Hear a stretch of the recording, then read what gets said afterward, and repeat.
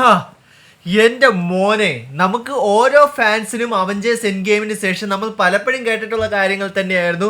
മാർവല് ചത്തു, ഇനി ഇങ്ങനെ ഒരു സിനിമകളൊന്നും നമുക്ക് കാണാൻ കഴിയില്ല, നമ്മുടെ ആ ഒരു എന്താ പറയണ്ട OG അവഞ്ചേഴ്സ് ടീമിന്റെ കാര്യത്തിൽ തീരുമാനമായി എന്നുള്ള കാര്യങ്ങളെല്ലാം തന്നെ.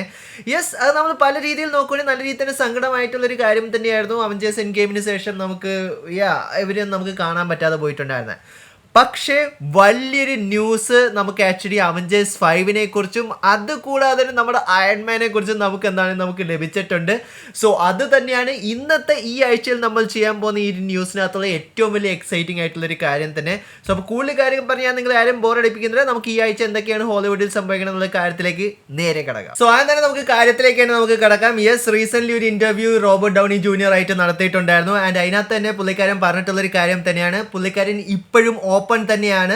അതായത് നമുക്ക് അറിയാവുന്നൊരു കാര്യം തന്നെയാണ്, എൻ ഗെയിമിനകത്ത് അയൺ മാൻ എന്നൊക്കെ പറയുന്ന കാര്യങ്ങളെല്ലാം നമ്മൾ കണ്ടാണ്. പക്ഷേ RDJ പറയുന്നത് പുള്ളിക്കാരൻ ഓപ്പൺ ആണ്, ഇനിയും MCUവിൽ അയൺമാൻ്റെ റോള് പ്ലേ ചെയ്യാൻ വേണ്ടി തന്നെ എന്നുള്ളൊരു കാര്യം തന്നെയാണ് ഈ ആഴ്ചയിൽ എന്നെ തന്നെ മൈൻഡ് ബ്ലോൺ ആക്കിയിട്ടുണ്ടായിരുന്ന ഏറ്റവും വലിയൊരു ന്യൂസ് തന്നെ. ആൻഡ് ഇതിൻ്റെ ഒരു കണ്ടിന്യൂഷൻ നമുക്ക് അവഞ്ചേഴ്സ് 5നെ കുറിച്ച് നമുക്ക് സംസാരിക്കാം. അത് അപ്കമിങ് വരുന്നത് തന്നെയായിരിക്കും. സോ സ്റ്റേ ട്യൂൺഡ് എനിക്ക് പറയാൻ പറ്റുള്ളൂ.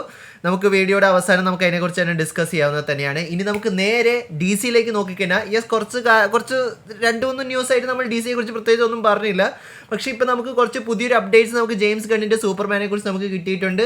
അതായത് കെൻ ഫാമിലിയിലേക്ക് അവരുടെ ഷൂട്ടിങ് കൊണ്ടുവന്നു എന്നുള്ള കാര്യമാണ് നമുക്ക് മനസ്സിലാക്കാൻ കഴിഞ്ഞിട്ടുള്ളത്. ആൻഡ് അത് ഒരു കെൻ ഫാമിലിയിലേക്ക് വന്നതിന് പിന്നെ തന്നെ നമുക്ക് കുറേയധികം ലീക്സ് നമുക്ക് ഓൺലൈനിൽ ഇപ്പോൾ നോക്കിയാൽ ലഭിക്കുന്നുണ്ട്. ഞാൻ എന്തായാലും പിക്ചേഴ്സ് ഒന്നും കാണിക്കാൻ പോകുന്നില്ല, കാരണം ഇല്ലെങ്കിൽ നമുക്ക് കോപ്പിറൈറ്റ് കിട്ടാനുള്ള സാധ്യത വളരെ കൂടുതൽ തന്നെയാണ്.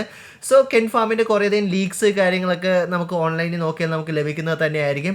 ആൻഡ് അത് കൂടാതെ തന്നെ ഇതിൻ്റെ ഷൂട്ടിങ്ങിൻ്റെ ഇടയിൽ ഒരു ഫാൻ ചെന്നിട്ട് ജെയിംസ് ഗണ്ണിനോട് ചോദിച്ചിട്ടുണ്ടായിരുന്നു, നമുക്ക് എപ്പോഴെങ്കിലും ഡെഡ് സ്ട്രോക്കിനെ ഈ ഒരു DC യൂണിവേഴ്സിൽ കാണാൻ സാധിക്കുമെന്ന് ചോദിച്ചപ്പോഴത്തേക്കും ജെയിംസ് ഗൺ ഒരേ ഒരു കാര്യം പറഞ്ഞിട്ടുള്ളത്, എനിക്ക് ആ ഒരു ക്യാരക്ടർ എൻ്റെയും ഒരു പേഴ്സണൽ ഫേവറേറ്റ് തന്നെയാണ്. ആ ഒരു ക്യാരക്ടറിനെ ഇല്ലാതെ എനിക്ക് സത്യം പറഞ്ഞാൽ DC യൂണിവേഴ്സ് ചിന്തിക്കാൻ പോലും സാധിക്കില്ല എന്നുള്ളൊരു കാര്യമാണ് ജെയിംസ് ഗണ്ണിൻ്റെ ഭാഗത്ത് നമുക്ക് കേൾക്കാൻ കഴിഞ്ഞിട്ടുള്ളത്. സോ നമുക്കൊരു കാര്യം നമുക്ക് എന്താണെങ്കിലും ഉറപ്പിക്കാം, യെസ്, ഡെഡ് സ്ട്രോക്ക് DC യൂണിവേഴ്സിൽ നമുക്ക് കാണാൻ സാധിക്കും എന്നുള്ളൊരു കാര്യം തന്നെ. ആൻഡ് ഇനി നമുക്ക് നേരെ നമ്മുടെ സാക്ക് സ്നൈഡറിനെ കുറിച്ച് തന്നെ നമുക്ക് നോക്കാം. യെസ്, WBയുടെ പുതിയൊരു അപ്ഡേറ്റ് അനുസരിച്ച് നമുക്ക് മനസ്സിലാക്കാൻ കഴിഞ്ഞിട്ടുള്ള സാക്ക് സ്നൈഡർ നേരെ WBയിലേക്ക് തിരിച്ചു വരിക തന്നെയാണ്. പക്ഷേ DC പ്രോപ്പർട്ടിയിലെ കാര്യങ്ങളൊന്നും ചെയ്യാനൊന്നും അല്ല. പുള്ളിക്കാരൻ്റെ തന്നെ സിനിമയായിട്ടുള്ള 300 നമുക്ക് ഓരോരുത്തർക്കും അറിയാവുന്ന തന്നെയാണ്. ദിസ് ഈസ് സ്പാർട്ട, മറ്റേ ചവിട്ടിയ കുഴിയിലേക്കൊക്കെ ഇടുന്ന സിനിമ. ആ സിനിമയുടെ പ്രീക്വല് അവരെന്താണെങ്കിലും പ്ലാൻ ചെയ്യുന്നുണ്ടെന്നാണ് നമുക്ക് മനസ്സിലാക്കാൻ കഴിഞ്ഞിട്ടുള്ളത്. ഇപ്പം നമുക്കറിയില്ല പുള്ളിക്കാരനാണോ ഡയറക്റ്റ് ചെയ്യാൻ പോകണമെന്നൊന്നും നമുക്കറിയില്ല. പക്ഷേ സ്നൈഡർ അതിന് വേണ്ടിയിട്ടാണ് തിരിച്ച് WBയിലേക്ക് വന്നതെന്നുള്ളൊരു കാര്യമാണ് ഇപ്പോൾ നമുക്ക് മനസ്സിലാക്കാൻ സാധിച്ചിട്ടുള്ളത്. പിന്നെ നമ്മൾ ഓരോരുത്തരും വെയിറ്റ് ചെയ്തിട്ടുണ്ടായിരുന്ന തന്നെ DCയുടെ എൽസ്വേഴ്സിൽ വരുന്നൊരു സിനിമ തന്നെയായിരുന്നു മാറ്റ് റീവ്സിൻ്റെ ബാറ്റ്മാൻ. ആൻഡ് സിനിമ റീസെൻ്റ്ലി ഡിലേ ചെയ്തു എന്നുള്ളൊരു കാര്യങ്ങൾ നിങ്ങളോട് ഞാൻ പറഞ്ഞിട്ടുള്ളത് തന്നെയായിരുന്നു. അതായത് സൂപ്പർമാൻ ഇറങ്ങിക്കഴിഞ്ഞതിന് ശേഷമേ നമുക്കിനി എന്താണെങ്കിലും ബാറ്റ്മാൻ കാണാൻ സാധിക്കുള്ളൂ എന്നാണ് ഇപ്പോഴത്തെ ടൈം ലൈൻ വെച്ച് നമുക്ക് മനസ്സിലാക്കാൻ കഴിഞ്ഞിട്ടുള്ളത്. ആൻഡ് അതിനകത്ത് തന്നെ ആക്ടർ ആയിട്ടുള്ള കോളിൻ ഫാരൽ ആയിരുന്നു നമുക്ക് ആദ്യത്തെ സിനിമയ്ക്കകത്ത് പെൻഗ്വിൻ്റെ ക്യാരക്ടറിനെ ചെയ്ത് നമ്മൾ കണ്ടിട്ടുണ്ടായിരുന്നത്. ആൻഡ് HBO Maxൽ കൂടി പെൻഗ്വിൻ്റെ ഒരു individual stand alone mini series release ചെയ്യാൻ പോവുക തന്നെയാണ്. ആൻഡ് അതിനെക്കുറിച്ച് പുള്ളിക്കാരൻ റീസെൻ്റ്ലി ഒരു കമൻറ്റ് ചെയ്തിട്ടുണ്ടായിരുന്നു, ഇത് മാറ്റ് റീവ്സിൻ്റെ യൂണിവേഴ്സിൽ തന്നെ നടക്കുന്നത് കൊണ്ട് തന്നെ ഈ ഒരു സീരീസ് മിക്കവാറും ഹാർഡ് റേറ്റഡ് R റേറ്റിംഗ് കിട്ടാൻ സാധ്യത വളരെ കൂടുതലെന്നാണ് പുള്ളിക്കാരൻ പറയുന്നത്. അതായത് ഇന്ത്യയിലേക്ക് നമ്മൾ നോക്കിയാൽ വലിയൊരു അഡൾട്ട് റേറ്റിംഗ് ഈ ഒരു സീരീസിന് ലഭിക്കുമെന്നാണ് കോളിൻ ഫാരൽ, ആ ഒരു ആക്ടർ, ഈ ഒരു സീരീസിനെ കുറിച്ച് തന്നെ പറയുന്നത്. നമുക്ക് നോക്കാം എന്തൊക്കെയാണ് അവർ ഉദ്ദേശിക്കുന്നത്, വയലൻസ് കാര്യങ്ങളൊക്കെ എന്താണ് നമുക്ക് ഈ ഒരു സീരീസിൽ ലഭിക്കാൻ പോകുന്നത് കാര്യം തന്നെ.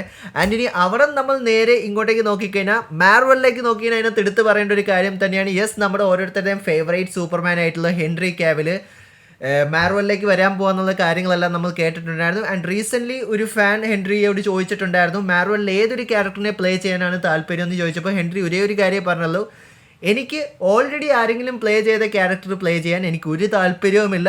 മാർവലിൽ ഒരു ക്യാരക്ടറിനെ എനിക്ക് തരുവാണെങ്കിൽ എനിക്ക് സത്യം പറഞ്ഞാൽ ഒരു യുണീക്കായിട്ടും അത് കൂടാതെ ഒരു ഡിഫറെൻ്റ് ആയിട്ടുള്ളൊരു ക്യാരക്ടറും ഇതുവരെ ആരും ചെയ്യാത്തൊരു ക്യാരക്ടറിനെ ചെയ്യാനാണ് എനിക്കിഷ്ടം. അത് മാത്രമേ ഞാൻ ലുക്കിംഗ് ഫോർവേഡ് ചെയ്യുന്നുള്ളൂ എന്നാണ് നമുക്ക് മനസ്സിലാക്കാൻ കഴിഞ്ഞിട്ടുള്ളത്.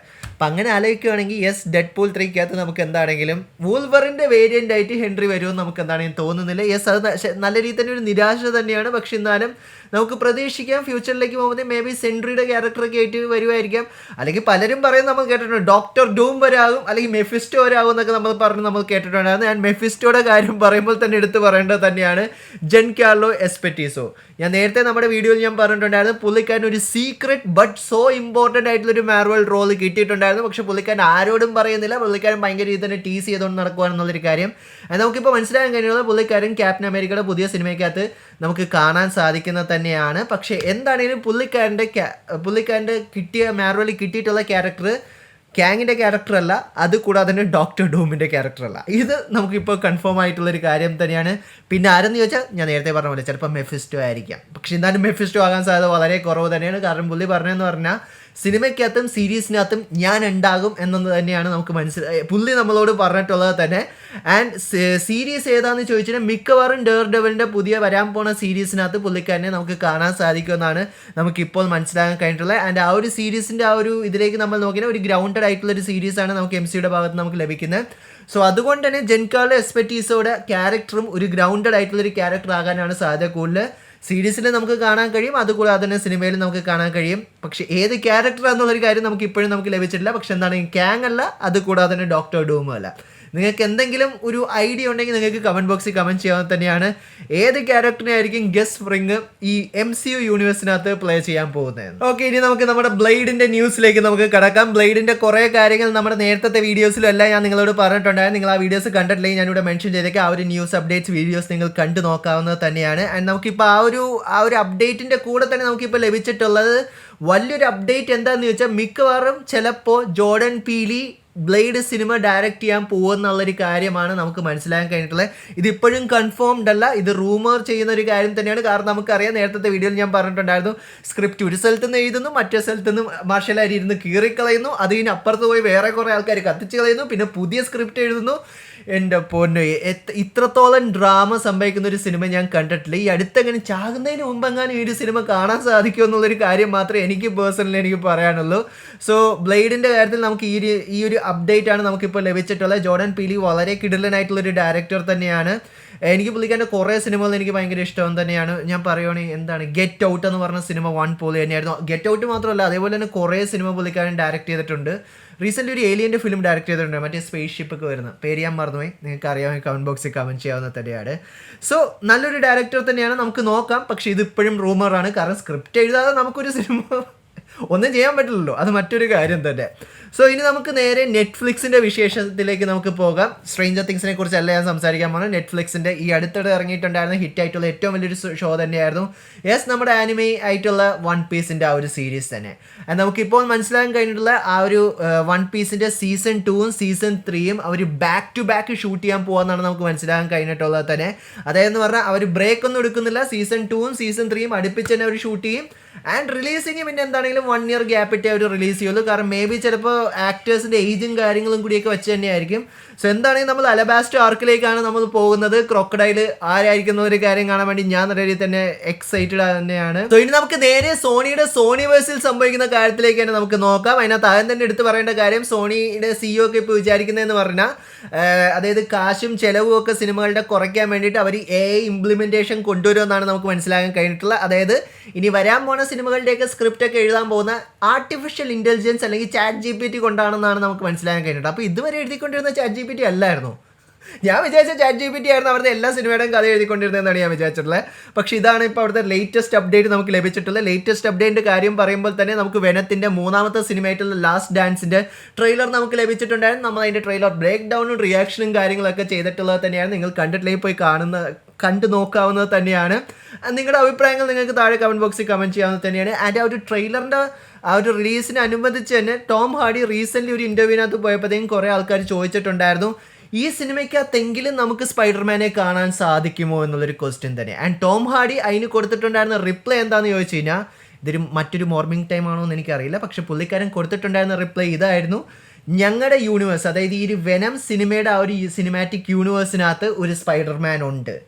ആൻഡ് ഈ ഒരു ഒറ്റൊരു കാര്യം തന്നെയാണ് ടോം ഹാർഡി പറഞ്ഞിട്ടുണ്ടായിരുന്നത്. ആൻഡ് നമുക്ക് നേരത്തെ ഒരു ഇൻ്റർവ്യൂവിനകത്തും പുള്ളി പറഞ്ഞൊരു കാര്യം നമ്മൾ കേട്ടിട്ടുള്ളത് തന്നെയാണ്, ഇത് വെനത്തിൻ്റെ ലാസ്റ്റ് സിനിമയാണ്. ആൻഡ് അതുകൊണ്ട് തന്നെ നമുക്ക് ഇതിനകത്ത് സ്പൈഡർമാനെ കാണാൻ സാധിക്കുമെന്ന് തന്നെയായിരുന്നു ടോം ഹാർഡി അന്ന് പറഞ്ഞിട്ടുണ്ടായിരുന്നത്. ആൻഡ് ഈ ഒരു സ്റ്റേറ്റ്മെൻറ്റും കൂടി വെച്ച് നമ്മൾ നോക്കുവാണെങ്കിൽ ചിലപ്പോൾ നമുക്ക് സ്പൈഡർമാനെ കിട്ടാൻ സാധ്യതയുണ്ട്. അല്ലെങ്കിൽ സോണി ബീയിങ് സോണി അവർ മാഡം വെബിലും മോർബിയസിലും ഒക്കെ ചെയ്തതുപോലെ തന്നെ സിനിമയുടെ എൻഡിങ്ങിനകത്ത് ലാസ്റ്റ് കൊണ്ടുവന്നിട്ട് പറയും നേരത്തെ മാഡം വെബിനകത്ത് പീറ്റർ പാർക്കർ ബേബി ആയിരുന്നല്ലോ ഇതിനകത്ത് വന്നിട്ട് പറയും ഇതാണ് 10 വയസ്സുള്ള പീറ്റർ പാർക്കർ ഇനി നിങ്ങൾക്ക് സ്പൈഡർമാൻ എന്ന് ചോദിച്ച് ഇങ്ങോട്ടേക്ക് ആരും വന്നേക്കരുത്.